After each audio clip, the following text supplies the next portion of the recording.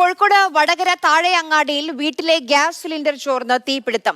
പുതിയപുരയിൽ ഉസ്മാന്റെ വീട്ടിലാണ് തീപിടിച്ചത്. വീട്ടുപകരണങ്ങളും വയറിങ്ങും കത്തി നശിച്ചു. KV രാഹുൽ വിവരങ്ങളുമായി നമുക്കൊപ്പം ചേരുന്നുണ്ട്. രാഹുൽ, എന്താണ് സംഭവിച്ചത്?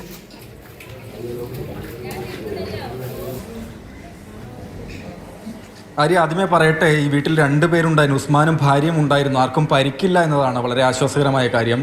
ഭക്ഷണം പാചകം ചെയ്യുന്നതിനിടെയാണ് ഈ വിധത്തിൽ അപകടം ഉണ്ടായത്. ഗ്യാസ് സിലിണ്ടറിൽ നിന്ന് തീ വളരെ പെട്ടെന്ന് ഉയരുകയാണ് ഉണ്ടായിരുന്നത്. തുടർന്ന് ഇവർ ബഹളമുണ്ടാക്കി. സമീപത്തൊക്കെ ഉണ്ടായിരുന്ന ആളുകളും അയൽവാസികളും ഓടിച്ചേർന്നുകൊണ്ടാണ് രക്ഷാപ്രവർത്തനം നടത്തിയത്. അവർ ആദ്യമേ തന്നെ എത്തി കൃത്യസമയത്ത് ഇടപെട്ട് തീ നിയന്ത്രണ വിധേയമാക്കാൻ കഴിഞ്ഞു. പക്ഷേ അതിനകം തന്നെ വീട്ടിലെ ഉപകരണങ്ങളും വയറിങ്ങും ഒക്കെ പൂർണ്ണമായും തന്നെ കത്തി നശിക്കുകയാണ് ഉണ്ടായത്.